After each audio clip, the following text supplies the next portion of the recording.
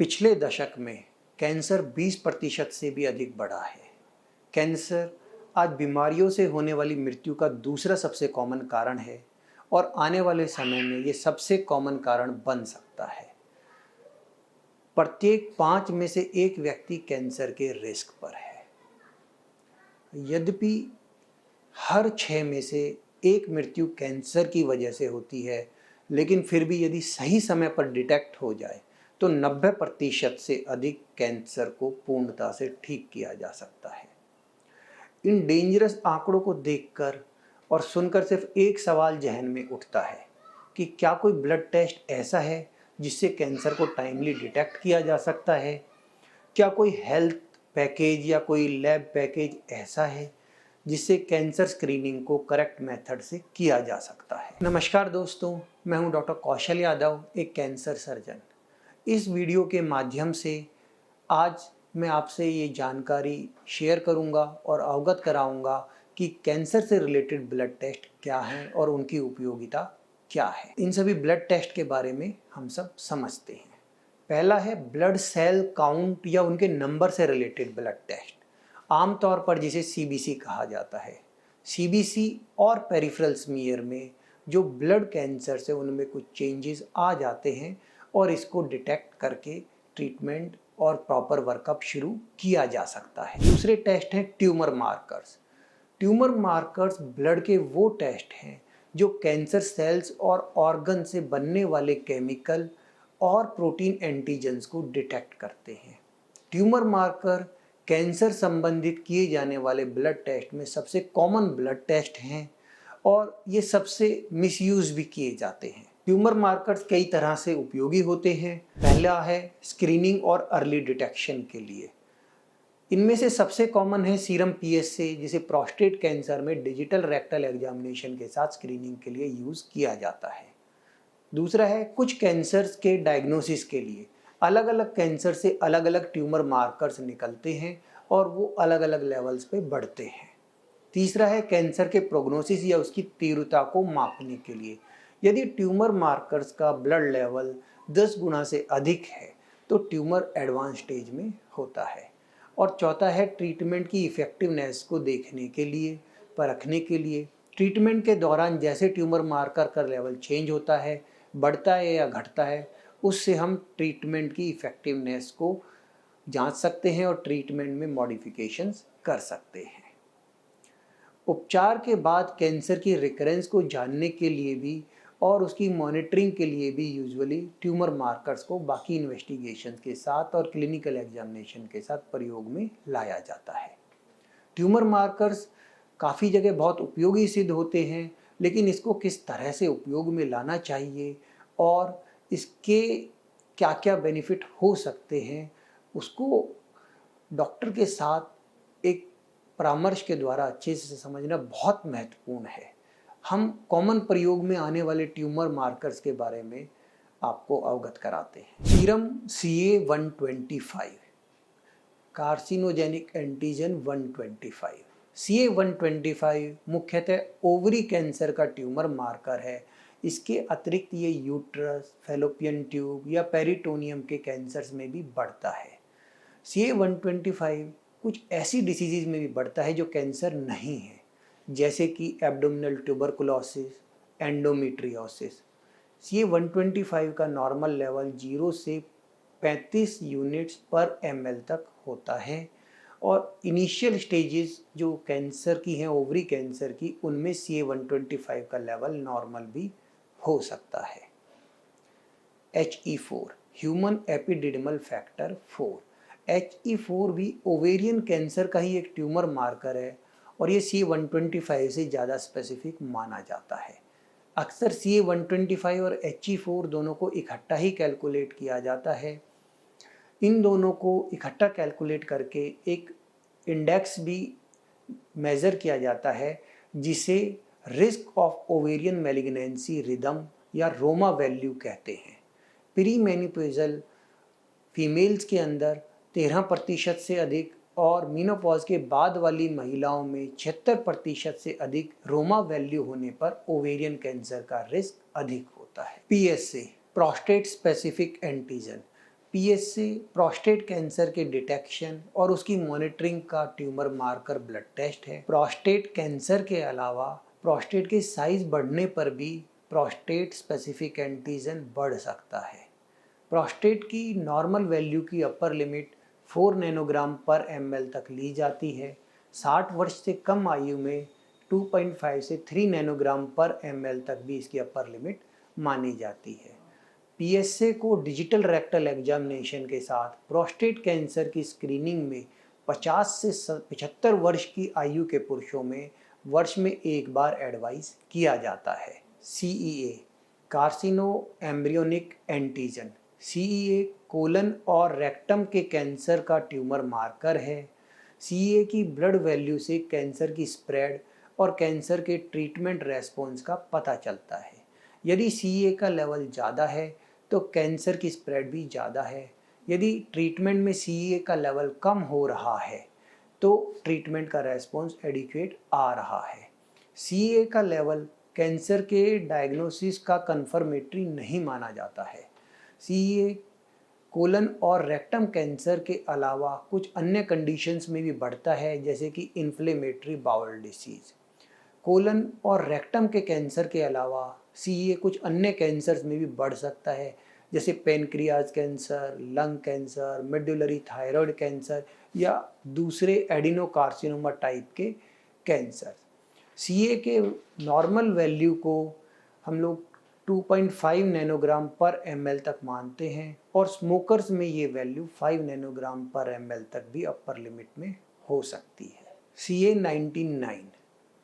CA19-9 मुख्यतः pancreas cancer, gall bladder cancer और bile duct cancer का ट्यूमर मार्कर है। बिलियरी ट्रैक्ट के कैंसर्स को कोलेंजियोकार्सिनोमा कहा जाता है। ये कैंसर लीवर के बाहर भी हो सकते हैं जो बाइल डक्ट में होते हैं, और लीवर के अंदर भी ये हो सकता है, जिसे इंट्राहेपेटिक कोलेंजियोकार्सिनोमा कहते हैं।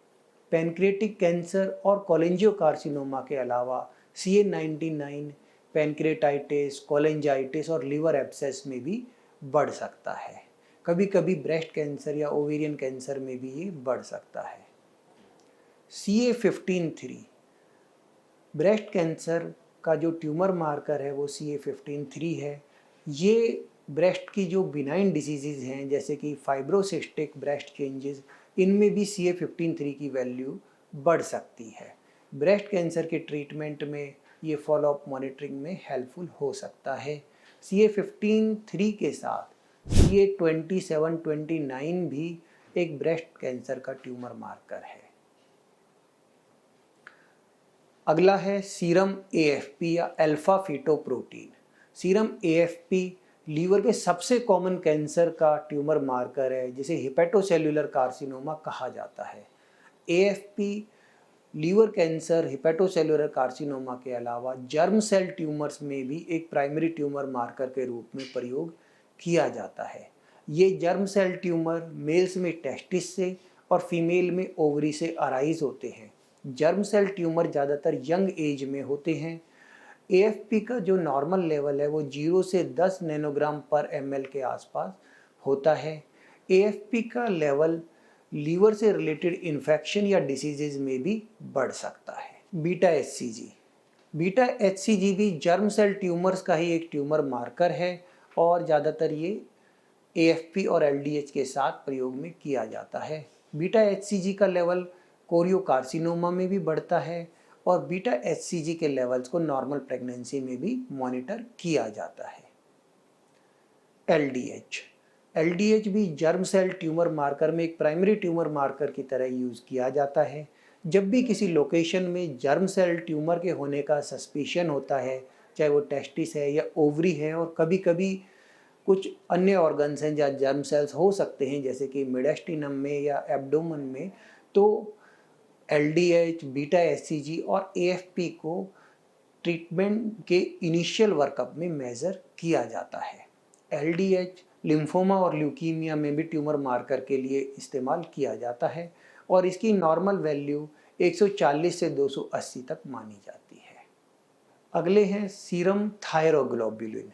सीरम थायरोग्लोबुलिन थायराइड कैंसर का ट्यूमर मार्कर है और ये यूजुअली जो वेल डिफरेंशिएटेड टाइप के थायराइड कैंसर होते हैं, जैसे कि पेपिलरी कार्सिनोमा थायराइड और फॉलिकुलर कार्सिनोमा थायराइड, उनमें ये बढ़ता है। थायराइड कैंसर के अलावा ये थायराइडाइटिस में भी बढ़ सकता है। एक और ट्यूमर मार्कर है जो थायराइड से ही रिलेटेड है, वो है serum calcitonin. Serum calcitonin medullary thyroid carcinoma में बढ़ता है। सीरम कैल्सिटोनिन की वैल्यू एक मल्टीपल एंडोक्राइन ऑर्गन की डिजीज़ होती है, उसमें भी वर्कअप में यूज़ होती है। इसे मल्टीपल एंडोक्राइन नियोप्लेजिया कहते हैं। इनमें मल्टीपल एंडोक्राइन ऑर्गन्स जैसे कि थायराइड इनमें से एक है, और पैराथायरॉयड, एड्रिनल और पेनक्रियाज, इनसे रिलेटेड डिसीजेज होती हैं। तो इसे हम मल्टीपल एंडोक्राइन नियोप्लेजिया कहते हैं और इसमें थायराइड के मेडुलरी कार्सिनोमा थायराइड की मॉनिटरिंग, स्क्रीनिंग या डिटेक्शन के लिए सीरम कैल्सिटोनिन का लेवल मेज़र किया जाता है। बीटा 2 माइक्रोग्लोब्यूलिन, मल्टीपल माइलोमा में बीटा 2 माइक्रोग्लोब्यूलिन के ब्लड लेवल को ट्यूमर मार्कर की तरह यूज़ किया जाता है और कुछ किडनी डिसीजेज में भी इसका लेवल बढ़ सकता है। तो ये अलग अलग तरह के जो कॉमनली यूज़ होने वाले ट्यूमर मार्कर्स हैं, इनको हमने समझा और किसी भी कैंसर के अर्ली डिटेक्शन और वर्कअप में ट्यूमर मार्कर को फिजिकल एग्जामिनेशन, इमेजिंग और कंप्लीट चेकअप के हिस्से की तरह प्रयोग में लाया जाता है। कभी कभी ट्यूमर मार्कर्स जो नॉन कैंसरस या बिनाइन डिजीज़ है उनमें भी बढ़ते हैं और कैंसर के अंदर नॉर्मल भी हो सकते हैं। तो इसलिए ट्यूमर मार्कर्स को हम कभी एक अकेले टेस्ट या स्टैंड अलोन टेस्ट की तरह इसका प्रयोग नहीं करते हैं और इसको हमेशा डॉक्टर की सलाह से बाकी वर्कअप के साथ ही करना चाहिए। अगले जो ब्लड रिलेटेड ट्यूमर के अर्ली डिटेक्शन के टेस्ट हैं वो हैं प्रोटीन पे बेस्ड ब्लड टेस्ट, जिसे हम सीरम इलेक्ट्रोफोरेसिस कहते हैं। सीरम प्रोटीन्स की मात्रा और उनके टाइप को चेक करने से मल्टीपल माइलोमा का डायग्नोसिस बनाया जाता है। इससे अगले ब्लड से रिलेटेड टेस्ट हैं जिनमें ब्लड में जो जेनेटिक मटेरियल है, ट्यूमर रिलेटेड जेनेटिक मटेरियल को डिटेक्ट किया जाता है। इसे लिक्विड बायोप्सी कहते हैं। जब ट्यूमर ग्रो होता है तो सर्कुलेटिंग ब्लड के अंदर सेल्स या उनका डीएनए सर्कुलेट होता है, जिसे सर्कुलेटिंग ट्यूमर सेल सीटीसी या circulating tumour free cell DNA ctDNA कहा जाता है। ब्लड में इनके लेवल को मेज़र करके ट्यूमर के डिटेक्शन का पता किया जाता है। ये टेस्ट यूजुअली अर्ली डिटेक्शन के लिए यूज़ नहीं होते और लेटर स्टेजेस में ही यूज़ होते हैं। लास्ट और जो लेटेस्ट ब्लड से रिलेटेड टेस्ट है वो है multi cancer early detection test. जो कॉमन कैंसर है उनके लिए स्क्रीनिंग टेस्ट गाइडलाइंस अवेलेबल हैं और ये 20 से प्रतिशत तक कैंसर से रिलेटेड डेथ का कारण होते हैं। 70 से 75% तक कैंसर रिलेटेड डेथ कई बार कुछ ऐसे लीथल कैंसर से होते हैं जिनके लिए अर्ली डिटेक्शन करना पॉसिबल नहीं हो पाता है। नई शोध के द्वारा और एडवांस टेक्नोलॉजी से कुछ ऐसे टेस्ट डेवलप किए जाते हैं जो ब्लड पे बेस्ड हैं और शरीर में कैंसर के प्रेजेंट होने का इंडिकेशन या डायग्नोसिस देते हैं। इन टेस्टों को multi cancer early detection test कहते हैं या MCED टेस्ट कहते हैं। ये multi cancer early detection test के कुछ इम्पॉर्टेंट उद्देश्य हैं, जिनमें से पहला है कि शरीर में कैंसर का अर्ली डायग्नोसिस करना। दूसरा है उन कैंसर्स को डिटेक्ट करना जो रेगुलर कैंसर स्क्रीनिंग के इंटरवल में डेवलप हो रहे हैं, मतलब इंटरवल के टाइम पर डेवलप होने वाले कैंसर्स को डिटेक्ट करना। तीसरा है वो लोग जो किसी भी वजह से या किसी प्रॉब्लम की वजह से रेगुलर और जो गाइडलाइन से एडवाइज्ड स्क्रीनिंग मेथड्स है उनको नहीं करना चाहते हैं या कर सकते हैं, उनमें भी इस टेस्ट को करके कैंसर का अर्ली डायग्नोसिस पता किया जा सकता है। इस तरह का एक ब्लड टेस्ट जो इंडिया में अवेलेबल है वो है पेंटम डिटेक्ट। ब्लड में इन्फेक्शन से लड़ने वाले सेल्स होते हैं वाइट ब्लड सेल्स, और ये सेल्स कैंसर सेल्स को खा जाते हैं। कैंसर सेल्स में मौजूद एपोटेन और TKTL1 नामक प्रोटीन मैक्रोफेज में आ जाते हैं। ब्लड टेस्ट के द्वारा इन मैक्रोफेजेस में मौजूद इस ट्यूमर सेल्स प्रोटीन को डिटेक्ट करके शरीर में कैंसर के मौजूद होने का पता लगाया जा सकता है। Multi cancer early detection test cancer के शरीर में होने का बताते हैं, लेकिन शरीर में कैंसर किस जगह पर है और किस तरह का कैंसर है ये नहीं पता लगता है। यदि multi cancer early detection test positive है तो इमेजिंग जैसे कि CT स्कैन, MRI या PET स्कैन के द्वारा ट्यूमर की लोकेशन को आइडेंटिफाई करना चाहिए, और यदि कोई ट्यूमर टिश्यू आइडेंटिफाई होता है तो बायोप्सी द्वारा उसके डायग्नोसिस को कंफर्म किया जाता है। तो देखिए, साइंस की एडवांसमेंट के साथ इतने सारे ब्लड टेस्ट कैंसर की अर्ली डिटेक्शन के लिए अपने आप को एज ए कैंडिडेट दिखाते हैं, पर बहुत इम्पॉर्टेंट जो समझने की बात है वो ये है कि किसी भी टेस्ट को as a stand alone blindly नहीं कराना है, किसी लैब पैकेज के साथ या किसी डिस्काउंटेड हेल्थ पैकेज के तौर पे नहीं कराना चाहिए। इससे सिर्फ एंजाइटी होती है, उसकी प्रॉपर इंटरप्रिटेशन नहीं हो पाती है। किसी भी डिसीज़ के डायग्नोसिस के लिए यूजुअली डॉक्टर्स फिजिकल एग्जामिनेशन और इमेजिंग और काफ़ी सारे टेस्ट जो हैं उससे रिलेटेड उनके द्वारा चेक करके ही प्रॉपर इंटरप्रिटेशन निकालते हैं, जिससे सही गाइडलाइंस मिले और एंजाइटी ना हो। फाइनल रिकमेंडेशन ये है कि जो स्क्रीनिंग के लिए एडवाइज्ड गाइडलाइंस हैं उनके अकॉर्डिंग जिन कैंसर से रिलेटेड जो टेस्ट अवेलेबल हैं और जो एडवाइज़ किए जाते हैं उन स्टैंडर्ड गाइडलाइंस वाले टेस्टों को उसी इंटरवल के अकॉर्डिंग कराना चाहिए, और वर्ष में एक बार multi cancer early detection test को डॉक्टर की एडवाइस से कराया जा सकता है। इन टेस्टों की उपयोगिता तभी है जब एक ऑन्कोलॉजिस्ट के द्वारा प्रॉपर एग्जामिनेशन, प्रॉपर इमेजिंग और बाकी वर्कअप के साथ इनको एडवाइस किया जाए। तो आप किसी शॉर्टकट में ना पड़ें और एक प्रॉपर एडवाइस के साथ साइंटिफिक वे के अंदर प्रॉपर इंटरप्रिटेशन के साथ ही चेकअप कराना चाहिए। यदि कैंसर से रिलेटेड कोई भी डाउट है, कोई क्वेरी है, तो आप हमसे संपर्क कर सकते हैं।